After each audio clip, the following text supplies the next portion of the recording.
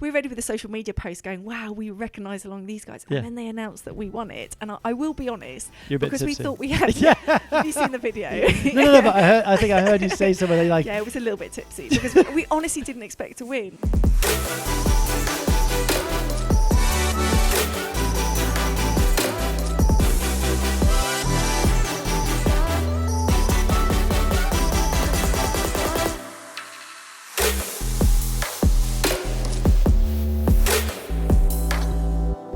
All right, folks, welcome back to the Unconventionalists podcast. I'm your host, Mark Leruste, and this is the show about what it's really like to turn your message into a movement. Now, we've got a very exciting guest coming on the show today. I'm genuinely really excited to pick her brains about the movement she's creating. But before we get into that, really quickly, I want to let you know that for all of you who've been reaching out and asking me about when's the next podcast bootcamp workshop that I'm running to help you launch your very own world-class podcast from scratch.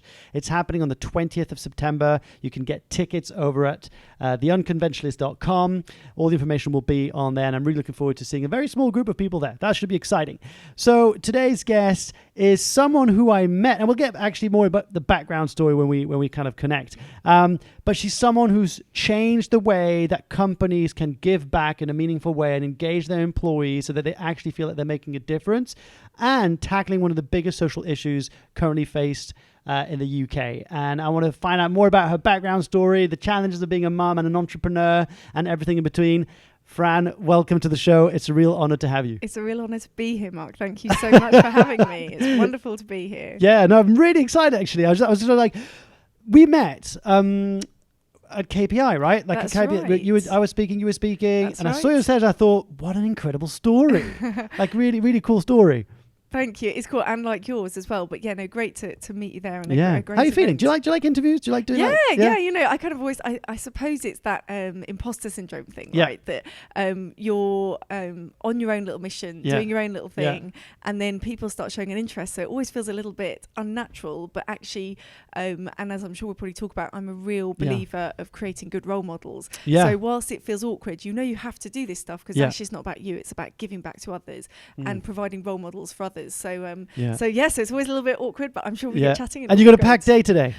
As all my days are packed, and that's where I like to keep them. So yes, I was just telling you I'm going from this to a ball. Yeah. So I've managed to cram a dress into my handbag. And that's legit, folks. I actually saw the handbag, like your friend showed me the handbag. It's all packed in there. With a bit of extra makeup and some heels and some glittery earrings. Yeah. And I'm going to go and find a toilet somewhere and get changed. Glam. And then That's the glam life. Exactly. And then turn up as if, I just come out of a nice 5-star hotel. That's amazing. And this morning you were doing some stuff for the Parliament. This morning I was doing some stuff. I'm on the APPG, which is an all-party parliamentary group for women in enterprise. And we were doing a really interesting tour of the British Library and looking at the work that they're doing to help entrepreneurs get started. So that was really interesting. Exciting stuff. And then had some other meetings today for my business. And then, and then here with you. Cool. So what a great interlude in the day. Yeah, it's so one thing I love, and I do this super selfishly. I was talking to a mate of mine, Dan, from who hosts the People Who Poo podcast, and we great name. It's like love it. Yeah, and we were just chatting about actually we do this for real selfish reasons because we would actually speak to the person in front of us, and we just pretend like we're doing it because it's it's broadcasted to 100,000 people, whatever.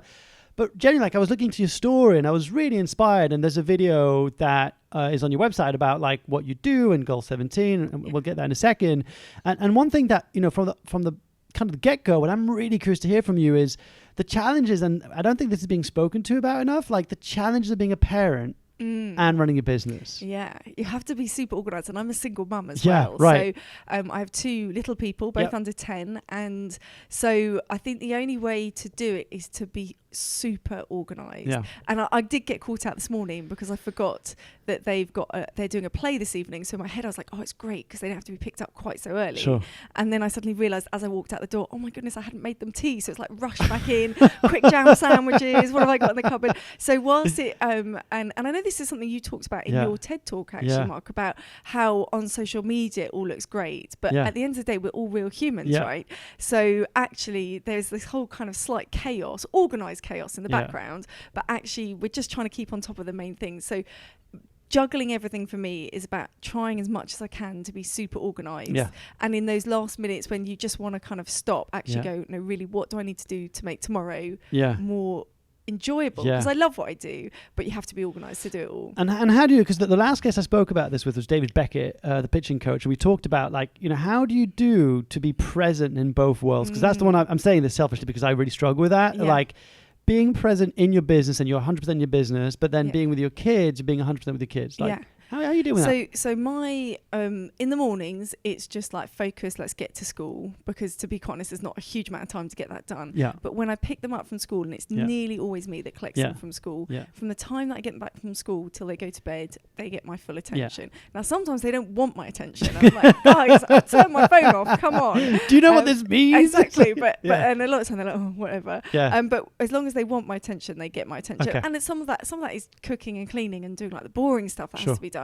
But they get me and they get access to me, and I hope they believe that they've always got that access to me. But then they do go to bed reasonably early, so they go up to their rooms at like 7, and as they're getting older they keep going, oh mummy, but we're older now. And I'm like, well, yeah, but okay. And they can read or whatever, but then I say, look, mummy's going back to work. And they know that once they're in their bedrooms that I'm back at work, and I'm really disciplined. So I don't watch much TV, but I don't have a huge amount of life outside working kids, but hey, but you're doing a good job. It's all good. That's really cool. I love that. I think you posted a social, I don't know if I read this on your blog or if this is a photo you posted on social media about where you were like in your PJs, I think, doing like some laundry for the kids because you forgot to clean their pee kits. Yeah, that sounds about right. Yeah. I don't remember that one, but yeah, exactly. You know, and actually, so one of my kind of biggest hacks in life is I could not live without my hands-free kit, because running a home, there's always those boring things. It's like emptying the dishwasher. It's the most mind-numbing, dull thing. And actually, if you can do that whilst you're having a phone call to someone, it's really, and actually suddenly you don't realise you've done all the boring jobs because you've also been chatting to people at the same time. So I'm a good multitasker. As all women are supposed to be, apparently. So. Well, that's another conversation, right? But and I saw that you won an influencer award. Was that right? Like it was like something like you were shortlisted at 5 or 6 people. Yeah. And then you ended up winning this award. So what was? Tell us a bit more about So this is Global Woman, which is a kind of international organisation that's there to try and empower and recognise female change makers. So women that want to make an impact on the world effectively. Cool. And I didn't know anything about this, but funny enough, it was another tumble dryer moment that I was sat in front of the tumble dryer pairing socks, and my phone started buzzing, and I thought, what's going on? It sort of went a few times. I thought, oh, what's happening? So I thought eventually I must check it. So I went to check it, and they just tagged on Facebook. They shortlisted me as the top UK influencer, which I just thought was hilarious, because I thought, well, you know, I don't really have a massive social media following, so what's this all about? But really, as I got into it more, I thought actually this is about a shift in what people want from influencers, because in purpose over pout, and this was purpose over pout. So I looked at the other women that were up against me, and having been shortlisted, it then went to 50% public vote, 50% panel judged on who would be the winner. And I thought, well, do you know what, the women that I'm up against, they have got millions of followers. I do not have that. So I thought, well, actually, why have they selected me? And I sort of I contacted them and said why, and they said, well, we love what you're doing and so on. So I wrote this blog about #purpose over pouts, and said that if we look at what's happening with influencers, and I don't know if you heard in the press recently, there was an influencer with sort of something like 30 million followers, and she couldn't sell 36 T-shirts. And everyone was going, well, why? If she's got all these millions of followers, why can she not sell these 36 T-shirts? And they weren't expensive T-shirts, they were just basic T-shirts.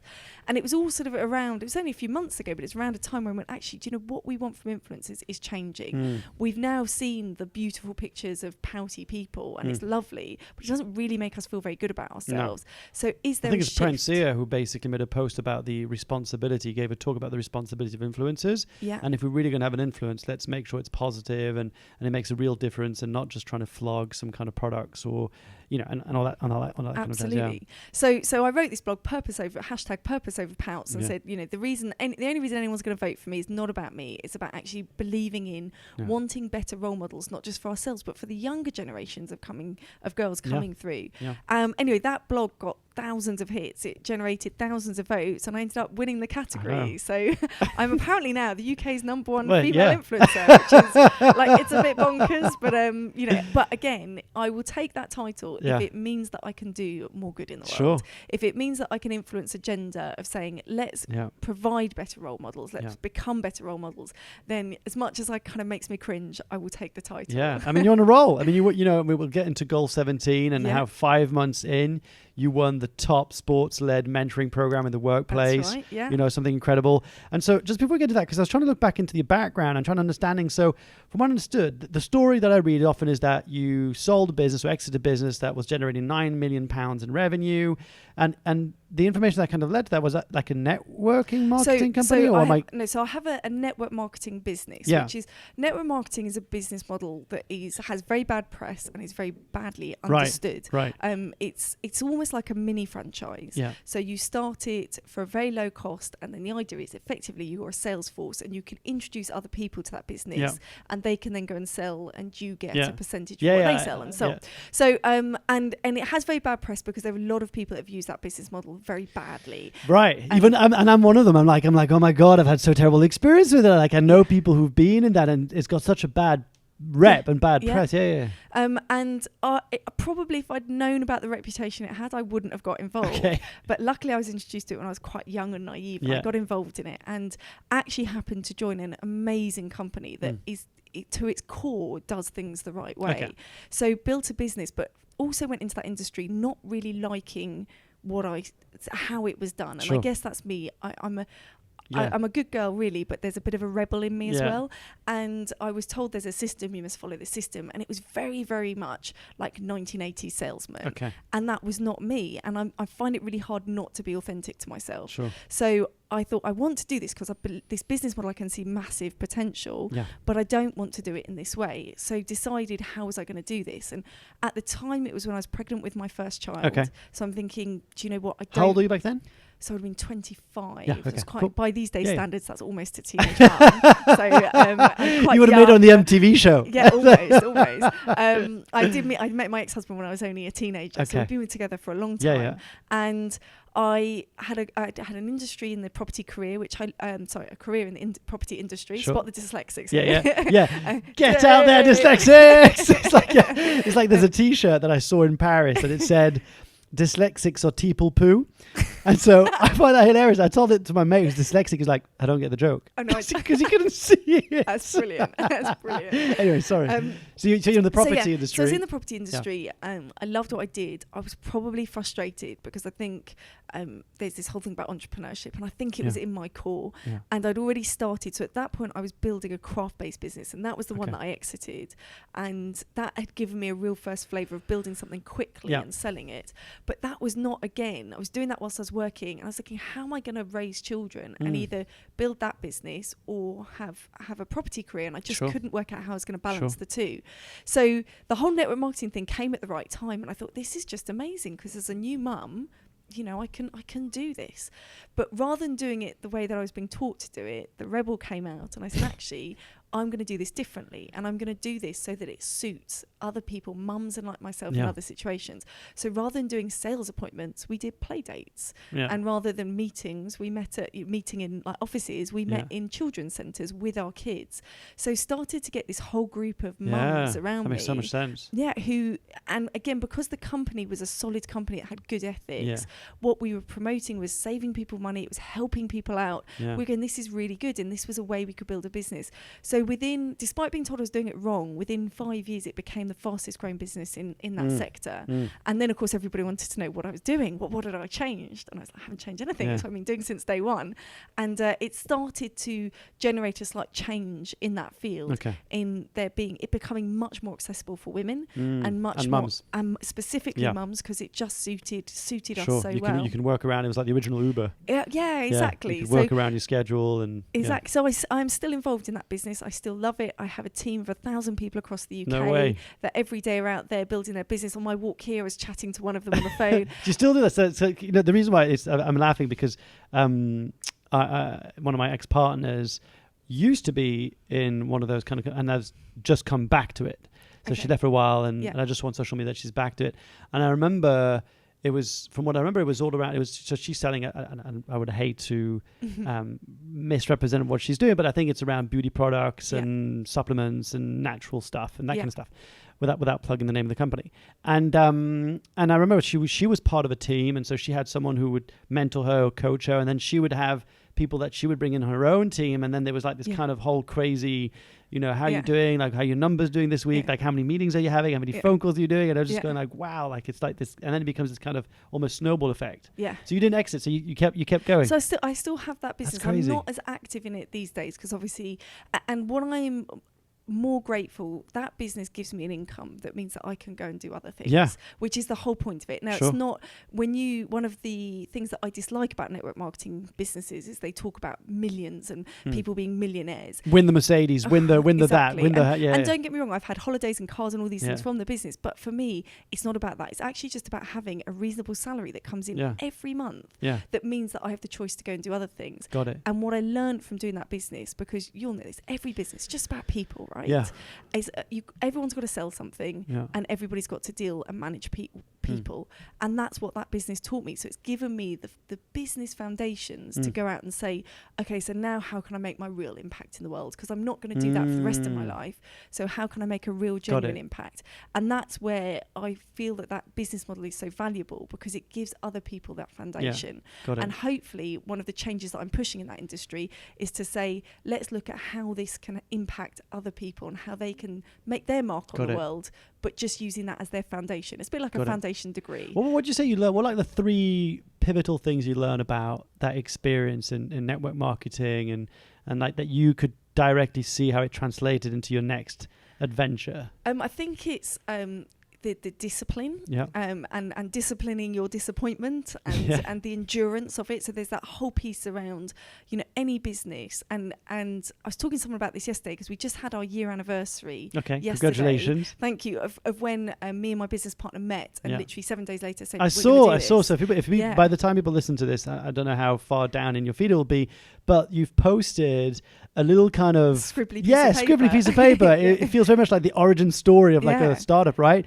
Where you'd said we'd only met 7 days before, and we already were thinking about creating this company together. And you'd have to explain it. Well, do you know what? I want someone to explain it to me. Yeah. So I looked at a piece of paper and I was going, I was just like, I could see income and dollars and T-shirts and like smiley what's people. What's the T-shirts about? I've no idea what the T-shirts is about. You know what? Funny, when I saw that, I thought it was going to be that you had a program because we'll get into the actual details of it, but I thought it was something along the lines. This is what I made up. Totally made this. I was like, what could this be? You might come up with a good idea. No. It was something about like, that's it. Yeah, you can take that. I thought it was going to be something like, when companies send out their employees to become mentors, then they can also buy a package of like their corporate T-shirts with like the logo of the organizations. I thought it was like I mean, I don't know. It's so funny because I kept that piece of paper because we both signed it, and saying, well, one day this will be, because we had from day one we had so much belief in this. So but I looked back at it yesterday and I was like, what I have no idea how we created a business from this piece. But that at the moment was like, that's what we're doing. That's Craig, right?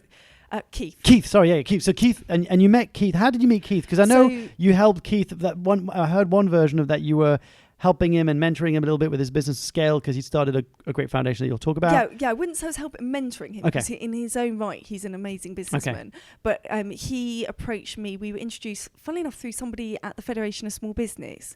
Who I'd done a talk for them, and there's this lady, amazing lady, who's just everything you would want from someone at the FSB. She just connects people and so on. She also knew Keith, and she said to Keith, with what you're doing with your foundation, you should speak to this Fran girl. She might be able to help you. Not that he particularly needed help, but it was just like-minded people. And Keith, if you're listening to this, apologies if I'm calling you Craig. Apologies, mate. It's my dyslexia that kicks in. Keith, Craig, it's kind of the same. So you kind of got introduced, got to chat, and because he's got an interesting story too, and I'd love to get him on the show one day. But he basically was a professional footballer. He even played for Millwall at one point. Yeah, he did. He played for Millwall, Charlton, and Gillingham. The reason I laugh is he didn't quite get his pro contract, and that comes up every day. Every day we're working together. He's like, I nearly got my pro contract. Even to the point when, obviously, as we'll explain, I now work with the Premier League clubs, and when we were at Liverpool Football Club, he every time we go and meet with one of the football clubs, he says to the management, "Oh, by the way, can I have a pro contract?" and he's quite young looking for his age, and the Liverpool management turned around and went, yeah, you can have a pro contract for the under 14s. I'll take it.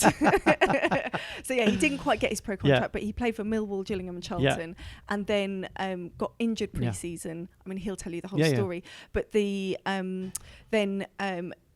his life could have fallen to pieces, right? And because they do. I mean, a lot of athletes. I used to deal with a lot of rugby players in my former days at November. When they get injured or when they retire, it's the whole identity shift of who am I? I'm no longer part of a squad. I'm no longer, And I think when you're young and you've been through, specifically football, it's so intense that all your life, all you're going to be is a footballer, that when you fall out of that, what do you do? But luckily, Keith had a really good support network of family, friends around him that sort of rallied around. And he managed to take what he'd learned on the football pitch into business. Okay. And then in his own right became very, very successful in business.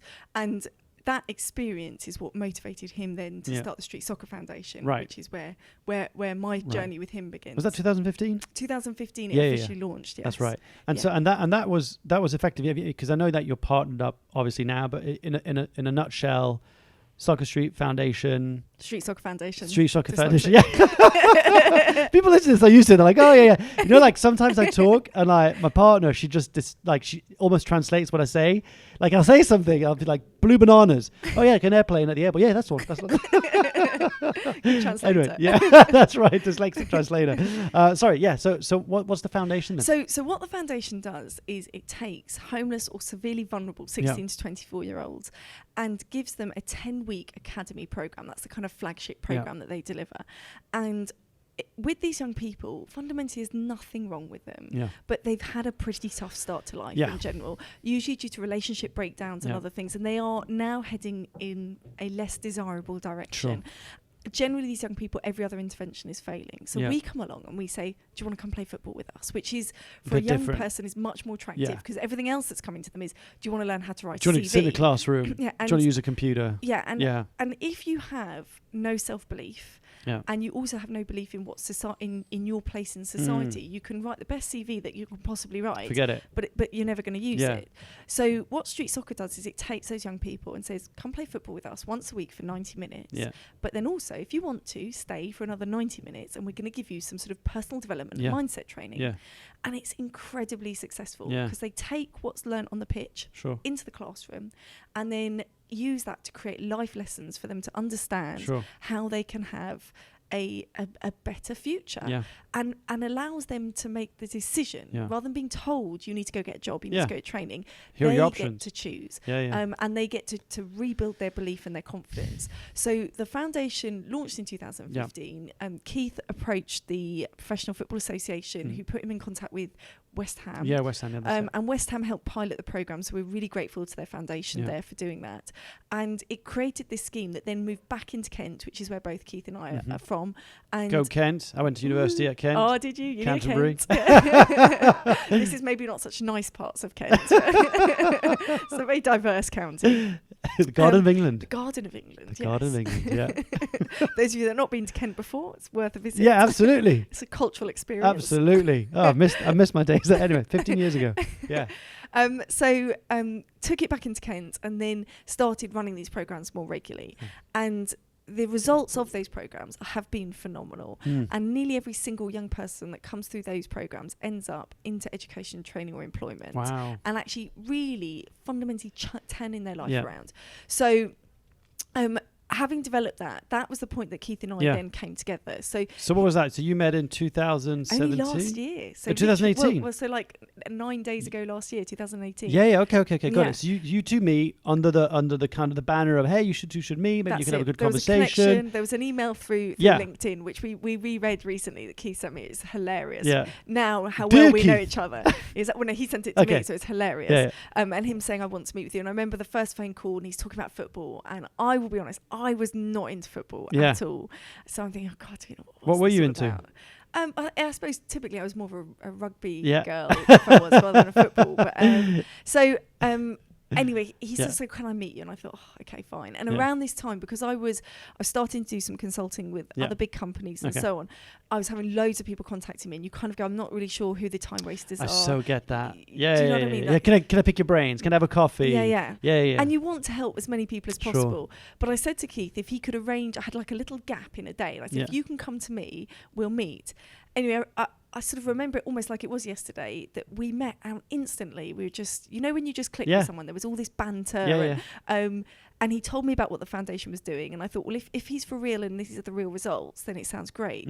But he calls me Brutal Fran, because I was a little bit brutal, because I said to him, how is this funded? And he was like, well, I'm kind of funding it. And I was like, well, that's not sustainable. How's that sustainable? And I said, well, do you get paid?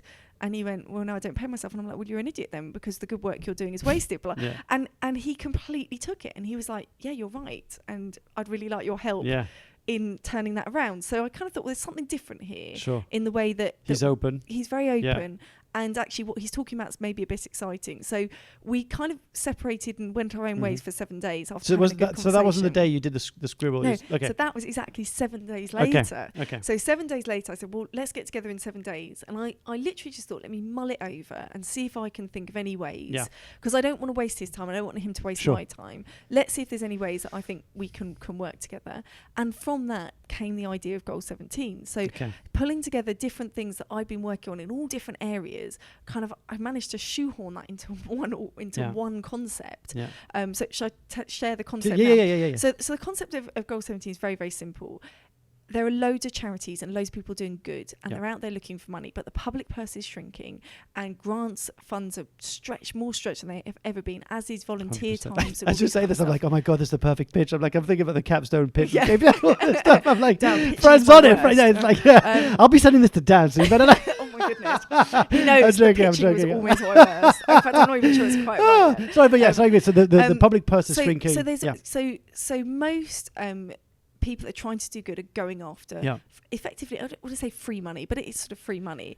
And I thought, well, if we want this to be sustainable, in my view, charity is not the place where it's at. Business is. Because business is what's scalable, and business is also where the resource is. So forget governments, forget charities, let's go for business. So then if we're going to go for business, we could just go cap in hand and go to big companies and say, do you want to donate? But again, there's no security over that because they change their funding change strategy every year, or whatever. So actually, if my solution to this was, we need to create a business that gives a genuine commercial benefit, and it just happens to then fund a charity. So that was the whole concept. And so then the next sort of phase of that was looking at business and saying, where's the need? So what are the challenges that are facing big corporates at the moment? Because they're the ones with the money. And, how can we help solve some of those problems and give them value? And that's where then we started looking at trends. And this links a lot into, I'd written a book by this point, and it had a lot in it about how there are changes of trends in terms of millennials and the following generations and so on. So if we look at what's going to happen in the 2020s, we're going to see absolutely unprecedented changes in the workforce. Baby boomers are retiring, ridiculous rates. You're preaching to the choir here. Exactly. You've got all your kind of thing as well, Mark. So these millennials coming in who want purpose, as I know is really high on your agenda. But one of the things that always comes out is that actually millennials want mentors. They want good quality mentors, and 72% of millennials say that they want a mentor in the workplace, and having a good mentor can double the likelihood that they stay with a company. If you then look at what the challenges facing those companies, there's an 800,000 person skill shortage in the UK at the moment, and the lack of staff retention is costing UK companies 6.3 billion a year. So it's a massive opportunity, a massive hole to be filled. 100%. So we said, well, okay, let's develop a proper mentoring program. So using the experience that I'd had from building my business and being able to have more time now to do other things, I'd set up mentoring cultures, and that had been very much part of the way that we'd managed people and within that your business. Team and this is it. So well, how about we develop a product that delivers those skills?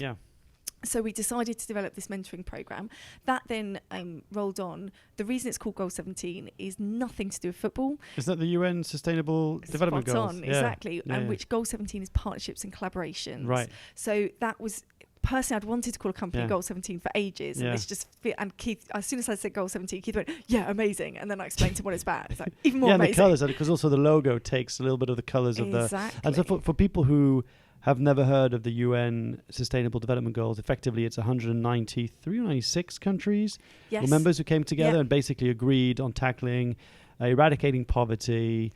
So there's 17 goals that work on different areas. Right. So I think there's 3 themes. Right? I think the 3 main themes are tackle climate change, eradicate poverty, and there's a third one. Is it social justice? Something like that. Yeah. Anyway, and then there's 17 goals who fall underneath that. That's it. And yeah, love it. And the idea by 2030, right? By 2030, and launched in 2015. So I always think there's a nice link to when Street Soccer launched. So it's a brilliant framework and one that I've been a fan of for many, many years. And in fact, it's been my screensaver since 2015 because I thought it was such a great framework. Which one out of the 17 calls you most? Well, it was goal 17. Was it? Enough. Yeah.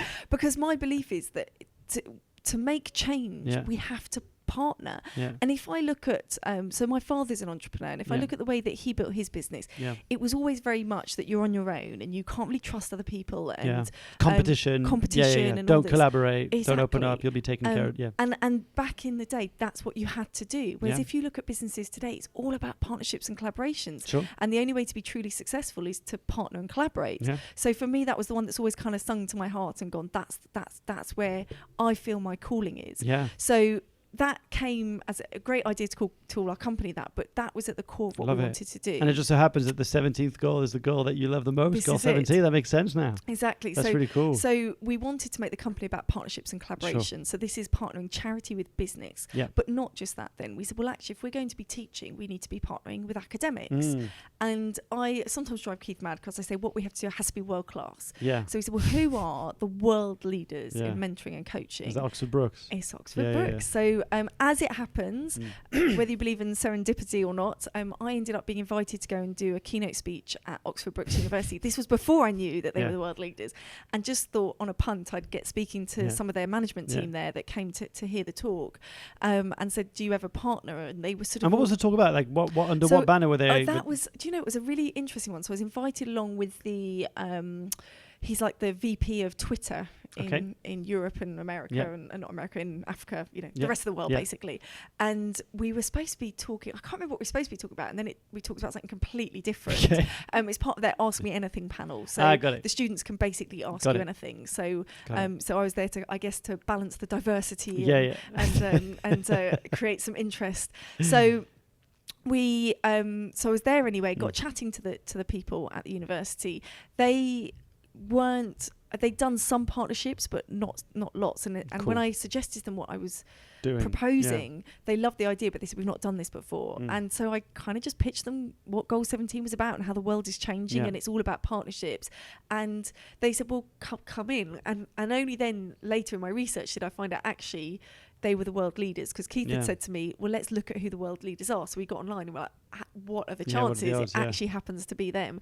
And sure enough, after a few meetings, they were really keen to partner. So they've brought a fantastic element into the course now. Almost like the credibility and like the research and academia behind that can back up some of your impact. Like for every £1, you get a £6 or £8 impact return. So they do, and they bring in bits of knowledge. So for example, I had a really interesting conversation with one of their professors about pairing and how we match. So we do this thing with our corporates that they send a letter and all this, and how we match through mentoring. And they then sort of produce this amazing piece of research that shows what are the most important things when it comes to matching. So we can now add those bits into the content that we're delivering, which gives it not just a really great course, but it gives it the kind of the underlying, we can tell people why we're doing what we're doing, and here's the research why. So it fills those holes. So here's me just trying to break it down, so that everyone listening or watching, online. So effectively, you've got companies, right? Like I call it, like I feel like there's a magic triangle, so that you've got the companies, then you've got is it Street Soccer Foundation? Street Soccer Foundation, and then you've got the youth. And so what you're basically doing is that you're saying, look, we're going to help your people become mentors. That they'll be able to then mentor internally within the organization. Exactly. And you call it extreme mentorship. I'm not sure. I sometimes feel a bit naughty calling it that. And it's probably not completely PC. But the as well as developing that world class. But it's putting them in the real field. This is it. I think I'll tell you why I like that.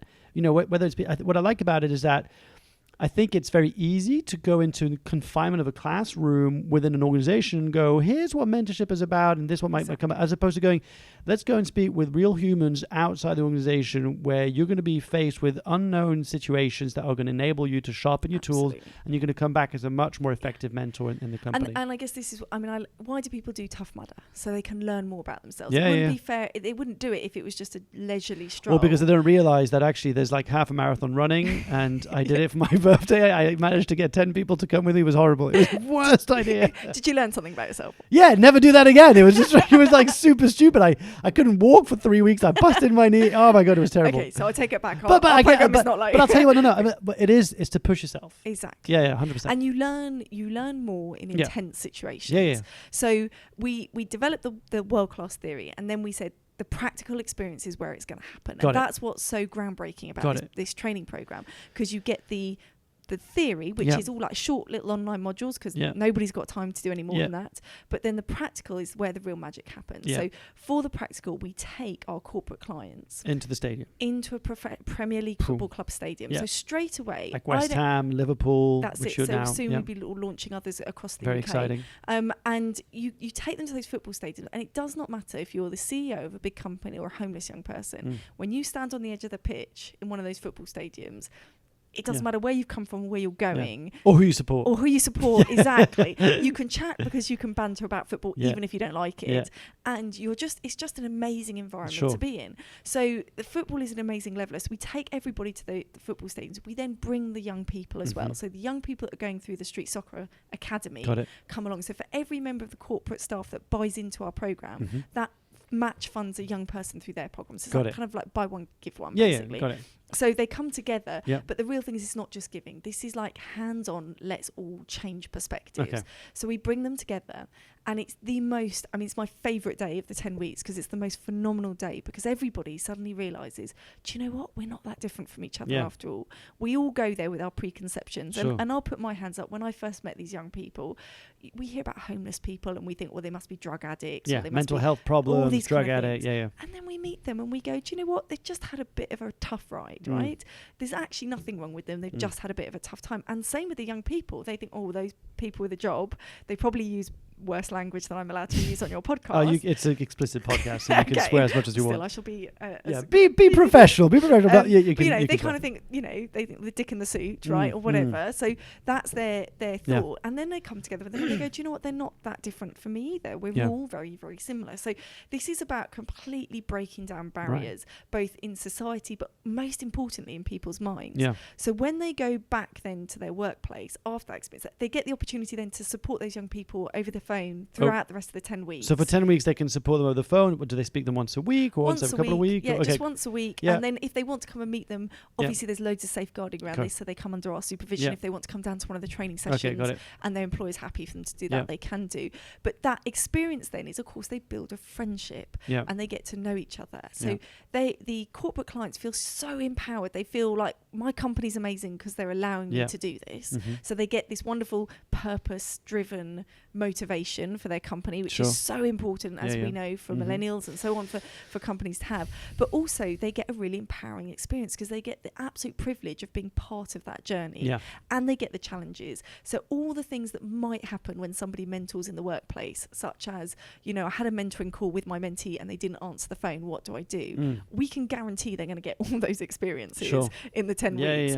And we're there to hold their hands and help them through that and explain to them and coach them what to do. So the mentors have mentors themselves. So if to an extent, we sort of have like mentor ambassadors, but it's more helping just having a conversation going. And that's partly what we cover in our training is, by this point, you've probably experienced this. This is what you do. Yeah. So they come out the 10 weeks and they have a confidence they've achieved. Yeah. So they've given back, they've learned new skills, and then they're ready to go back into the workplace and become internal mentors. So they can now go back to their work and they will be effective mentors. But most importantly, the things that I suppose that we deliver that we don't necessarily promote that we deliver is the massive shift in mindset. So all of a sudden, if you look at the social mobility agenda, for example, loads of people are trying to do social mobility, loads of companies are trying to do it, and they're running some fantastic schemes to get people from marginalised backgrounds into the workplace. But once they're there, whether we like it or not, we all have this unconscious bias. Yeah. So they get stuck 100%. and they don't progress any further. So what this program does is it absolutely starts smashing through those mental barriers that we don't intend to have. We all have the best will in the world to kind of be more diverse, but actually we can't help it. It's natural to be around people like us. And once they've had that experience, they're much more likely to actually work with people and see the advantage of having a diverse workforce and know that actually that person in their team that was a bit difficult, it's not that they're difficult, it's just that they're a bit different, but that's actually a huge benefit. So the corporate clients learn just as much as the young people do, and everybody comes away, you know, having a commercial benefit that they take back. But it makes sense. Business. You know, I remember when I was researching, I was like, this makes so much sense. Like it makes business sense, it makes heart sense, it makes human sense, you know.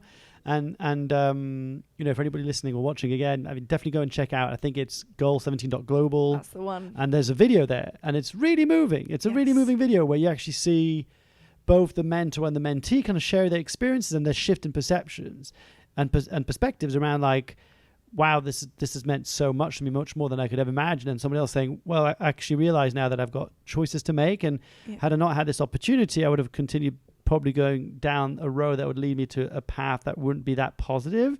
Whereas now I've got, you know, kind of a better understanding of some of the goals I want, some of the options I have. And so I just want to acknowledge you and, you know, and Keith for having created this, because it's a really cool idea. And I love simple ideas. You know, when I was at Movember for 4 years, and I believe that the part of Movember's success over the, you know, that must be going on for 14, 15 years now.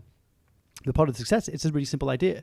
Grow a moustache, raise money for prostate cancer and mental health and etc. So it's a really cool concept. So one of the things, because I'm conscious of time as well, is so you've launched this, and then within 5 months or 7 months, you got a national award. Where we won the National Mentoring Award. And that was bonkers, because we were so honoured to even be invited to be part of it.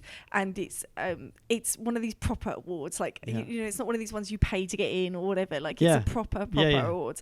And they sort of they'd hosted us at this amazing gala dinner. So we're sitting there going, God, you know, we're just so privileged to be in this room.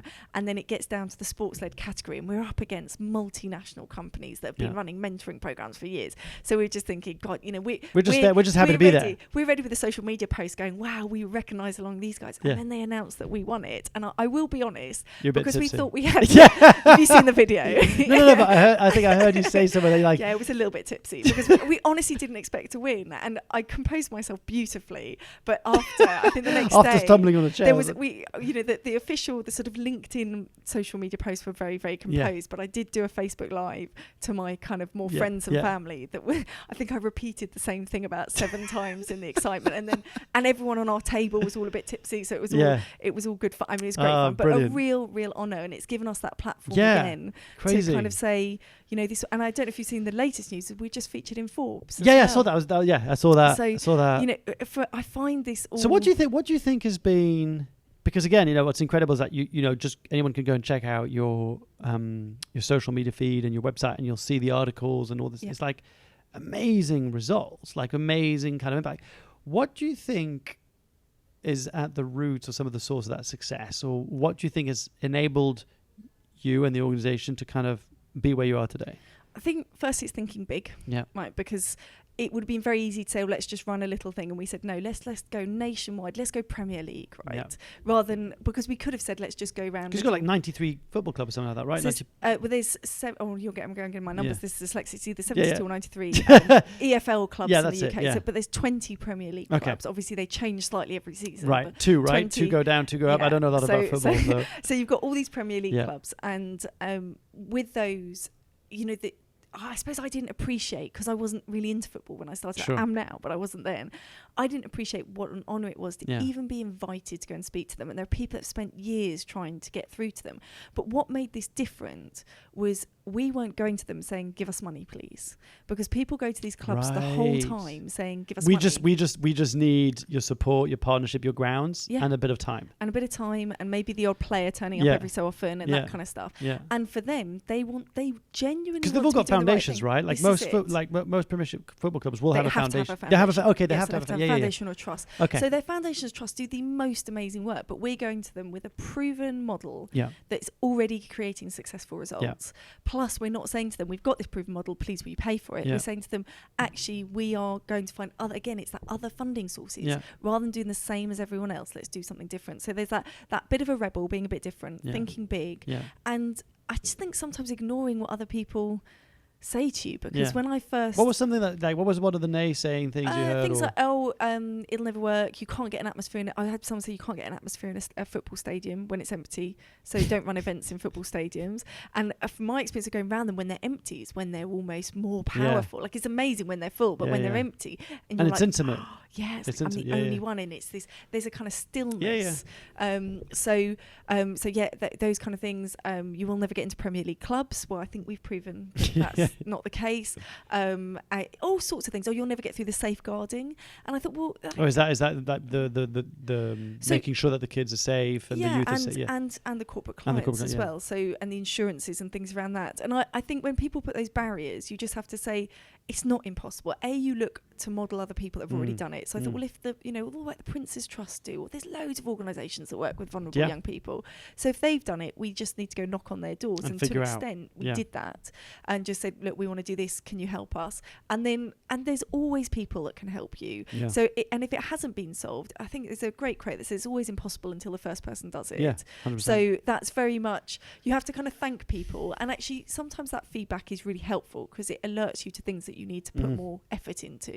So sort of thank them for their contribution, but don't. It's almost like they're pointing you towards something, like to be curious about it. Like, oh, that's a good point. Let me go and find more about that. And if somebody brings that to us as an objection, it's more than likely in a sales process that will come up as an objection. Yeah. So occasionally when we're going and speaking to the big corporates, they say, well, what about your safeguarding? And I bring out the folder, boom, that's what we're doing about it. Here's all the policies. We manage again to get a partnership with a world leading footballer who is the key kind of person in that safeguarding field. So he checks all of our policies. And so again, it's finding those partnerships. Who was your first client? Who was the first company to say yes? So the first company was a construction company based in Kent, funnily enough.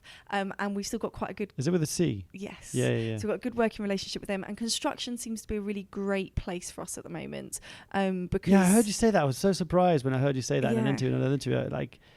Because you think about the Googles and the classic kind of big companies who've got an outside profile of being so like cool. Yeah. But then when you're like, no, actually the construction industry is like a really great fit for us. I think if you think about construction, they generally, especially if it's property construction, homelessness is a natural link, so that helps. Also, the young people that come through our programs make great apprentices for them. So for them, it's also a free recruitment model. So we do have young people that then progress on, or have the option to either go to the London Construction Academy through them or whatever. So they're a really good place for us. But in saying that, we're just going through a really interesting phase at the moment that we sort of spent the first kind of 6 months really establishing ourselves, piloting, proving the concept. The concept. Now we're kind of into major sales, so to speak. So my job is generally going around meeting and corporates and just like saying sharing this the vision. Deal. And that's fascinating. It's legal firms, it's banks, it's kind of anyone and everyone. Yeah. Anyone that cares about their people and the impact that their business has. What's the bottleneck right now?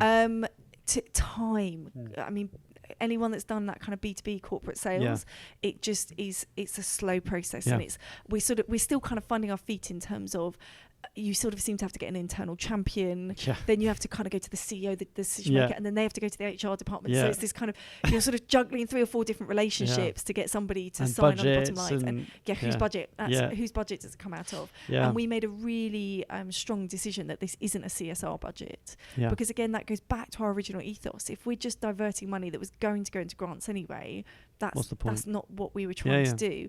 But also this is learning and development, L&D and HR, because we want to prove to them they're going to get a return on their investment. This is not just commercial charity. investment. The fact that it's charity, and I have said to some of them, forget about the charity element. Do this for your people. And it's kind of nice you get the charity element as well. That's really cool, and you get a really cool T-shirt or like a they can have their logo on the football shirt.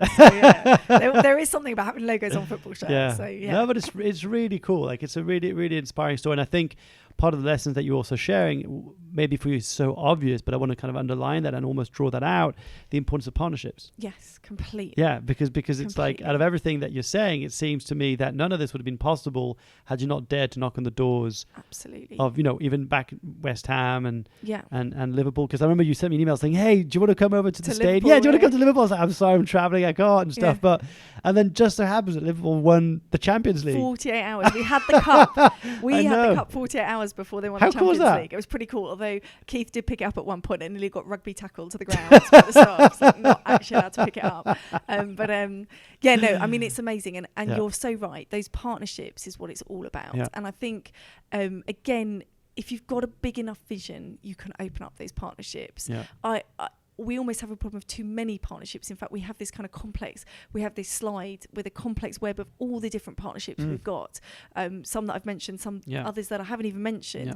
And funnily enough, one of the meetings I had today was with an amazing organisation. And the first thing they say is, "Can we partner?" And my response is always, let's find a way to make it work. So that really is my belief, is have a big vision and then others want to come on that journey with you. If you're creating impact, it makes it really easy to open up exciting conversations with influential organisations. Yeah, we had that in November. I mean, that was crazy. I came from a corporate background in sales and suddenly I get to November and everybody wanted to partner up with us. Yeah. Everybody wanted to have a piece of like the brand and like the mission, the vision. It was so crazy for me to go from having to chase and knock on people's doors to having to turn people like almost down and to saying, look, we can't partner up because we don't do sex toys or we don't do mustache shaped pizzas, but we'd love to have your community on board. And it was always turning nose into Mo's. Okay, I love that. That was the so one of the kind of, as we're coming toward to the end of the interview, and I could pick your brain for another hour, no doubt. It's kind of like people listening to this show, some people are thinking about, like, they've got this idea, but they might not have that belief in their ability to execute or in their ability to make that crazy idea real. Like, what would you want to tell them? Just do it. And I think one of my keys to success is I don't overthink things. Yeah. Sometimes I just find myself doing something and then after think, that's a bit crazy. Yeah. But I wonder if that's dyslexia, because I have the same thing. I wonder if that's not dyslexia. I do. It's either that or some sort of weird stupidity, Mark. But but so don't overthink it. Just go do it. And what will happen is the market will tell you if it's a good idea or not. So don't think that I just rolled out of bed one day and this was my first idea. Yeah. There have been lots of other things that I've kind of put out there, tested the market and didn't go anywhere. Yeah. And actually, if we're going to talk about awards, one of the most valuable things about awards is measuring whether what you're doing is important enough. So don't enter awards for the accolades, enter them to benchmark yourself. Yeah, okay. I remember about a year or so ago, I entered an award and I didn't even get like shortlisted. I thought, you kind of go, rude. My ego. Yeah, and I was entering it for the wrong reason. Sure. And that was even hard to admit that, but actually when I think back to it, what naivety. Whereas now we're not even entering them and we're winning them. Yeah. And that's because what we're doing is important enough. So just go for it and don't and take advice. So do listen to those people. Listen to the people that say no. It's a fine line between those that say, seriously, you're wasting your time, and actually going, okay, maybe they've got a point, and those that are just have not got a big enough vision. So again, finding that balance. Yeah. Cool. It's very exciting. So just before we kind of move to the last few questions, I read a stat, I think Keith had the stat around, since 2010, there's been an increase of 169% of people living rough. Yes. And that's great. When did you realize that was a cause you wanted to tackle, or that you wanted to help, So really interestingly, I'm not one person that sat there and went, I need to address homelessness. That all came from Keith. That was what he brought to the table. Once I started getting involved in it, I had to want to get behind that. So I went and spent some time on the streets. I went and helped at a soup kitchen. Keith and I went up when we were up seeing Man U. We went up and spent some time on the streets in Manchester, where it's quite prevalent and it's quite high profile as well. And once I started to understand that, I had the perceptions. I was like, these people are on the streets because they're drug addicts or they're, and then when I went and actually spoke to those people and realised, they never took drugs until they were on the street. And the reason they're taking drugs is because it's cheaper than food and it suppresses hunger. It's cheaper than food and it stops you feeling cold. That's why you take it. You suddenly go, God, I think I'd be tempted. If I was in that situation, I'd feel like that as well. Yeah. So it wasn't a calling for me in that sense. It was almost forced. But once I got into it, you came home to it. Yeah. And then you go through a whole emotional roller coaster. And again, it was really good having a business partner that had already been through that to support me, because then you Because how do you not get so emotionally involved? Well, this is it. I have a conversation with someone who's sleeping rough on the street, and after 5 minutes I'm in shambles. I feel guilt. I feel like all and this. And you want to help, and you don't know how. Right. What you're doing right. And all this kind of thing. Am I giving because I had another guest on the show called David Baker. We talked about at length this really interesting conversation around why do I feel guilty that if I give money, I'm going to think you're going to buy drugs, and am I adding to the problem? Am I actually being judgmental here? Like this whole paradox that happens. So how did you? So I think I had one experience. So I live in a kind of very leafy part of Kent, and I don't often do this, but I had one evening without the children, and I'd been working all day, and I thought I'm just going to go into town and have some dinner. I'd never usually just have like a piece of toast. So I thought I'm going to treat myself and just go Wagamama's or something. And I walked past, and there was a homeless person sleeping on the side of the street. And they weren't actually there, but their whole bed was there. Yeah. And in this part of Kent, you don't really see homeless people. Okay. And for me, it was like, oh, maybe you don't see them. Yeah. Maybe it's not that they're not there, but you don't see them. And he had a poster up, and he said, homeless but not hopeless. Oh. And I got home, and I just burst into tears, and I went, I feel hopeless. And how dare I feel hopeless when I've got so much opportunity, and I feel hopeless because I can't help them. And I then went on I'm going to go on a personal mission and find this guy and help him. And that was when Keith brought me back and said, you can't help every single person, but what you're doing is helping the agenda in general. And that for me was a real moment to make me realise. So don't get me wrong. I mean, even walking around here today, I still get that wrench. It gets me every time. And it's the one thing I can't be with. It's really, since I'm a kid, I remember as a kid walking out the supermarket and seeing someone on the street living rough, and I've always thought, wow, and I've lived around the world. Like I've lived in Africa for over a year. I've lived in Central Asia. I've lived in South America. And I can't understand how in a city like London, how can we have so many of us sleeping in the streets? It really affects me. Yeah. And it is, it's a civilized society. So how can we have those extremes? And that understanding that tackling that whole agenda is more than we can do. And that, for me, then that's where the partnerships come together. So part of our partnerships model is to also bring together different homeless charities. Got it. Centrepoint, what are they? Exactly, Shelter Crisis. Yeah. If we can help generate some of those conversations, and I also hope in the future we get to bring some of the best business minds that we work with into those conversations just for fresh perspective.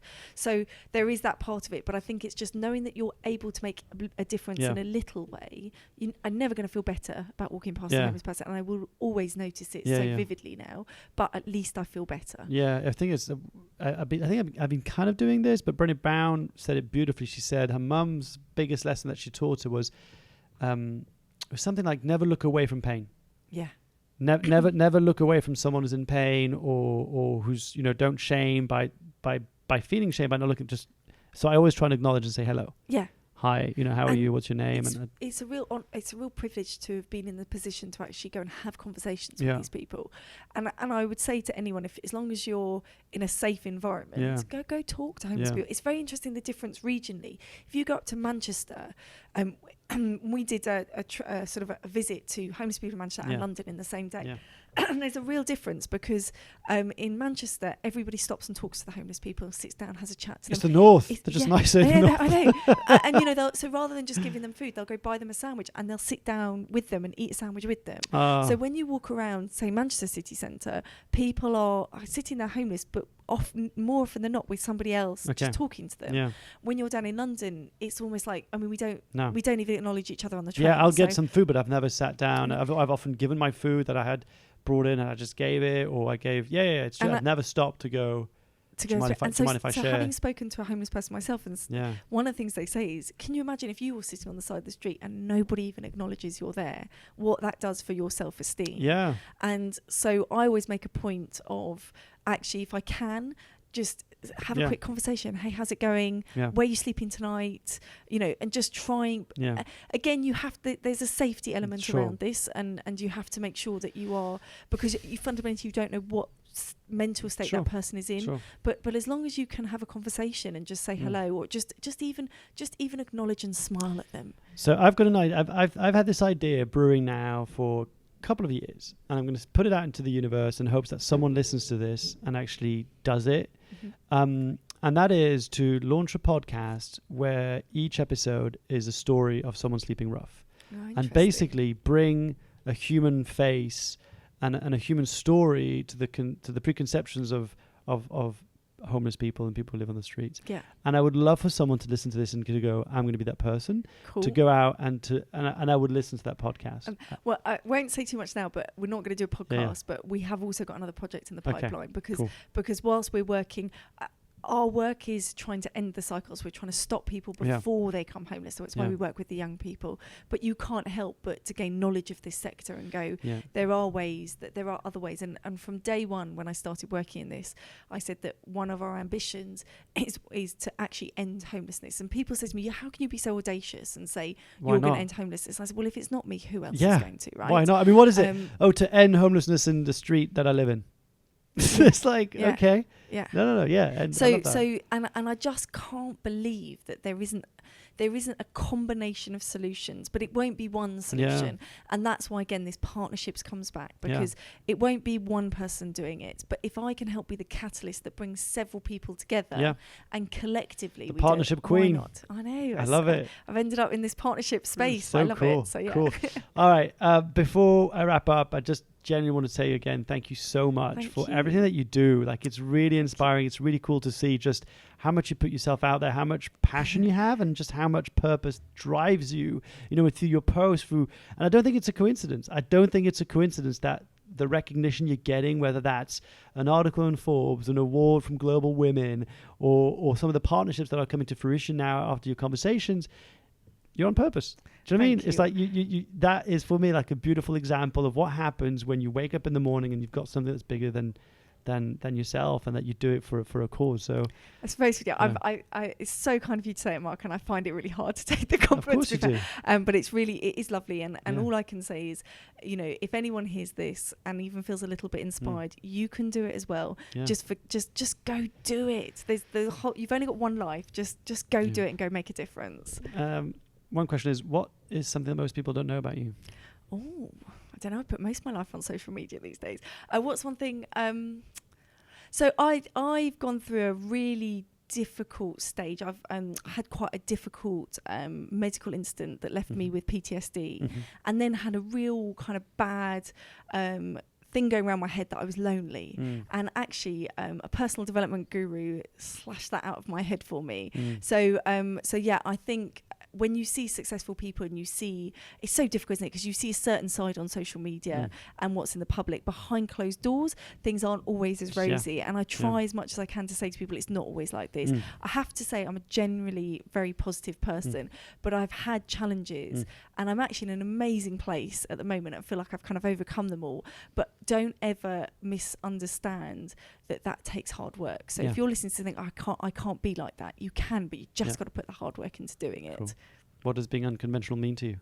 That little bit of rebel, right? I think, it's unconventional. So it's not conforming, because that's different, right? So it's I still think there's a level of conforming, but actually just pushing the boundaries a bit to me. It's all about pushing the boundaries and doing the impossible so it's not impossible anymore. Cool. Fran, it's been an absolute pleasure. A real pleasure. Thank you so much for coming on the show. Thank you for running such a great podcast as well, and having me on it. It's amazing. No, I do my best, and it's a genuine honour to sit across people who've got inspiring stories and really important messages, and we need to make positivity louder. So thanks for joining. Thank you for all your hard work. It's amazing.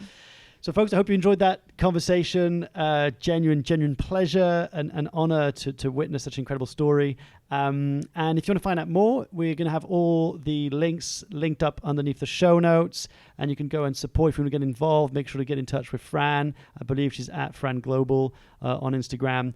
And in the meantime, if you want to join me on the 20th of September and you want to launch your own podcast because you want to get your message out there, you want to create your own movement, you want to connect with your own tribe, then I'd love to help you and show you the ropes and teach you everything I've learned over the last 4 years, and hopefully in a very less painful kind of way in one day. We're going to do that in London on the 20th of September, and I'd love to have you there. Tickets and information will be in the show notes. Until next time, continue to be inspired. You matter. And as always, keep being fueled by purpose. I'll see you next time.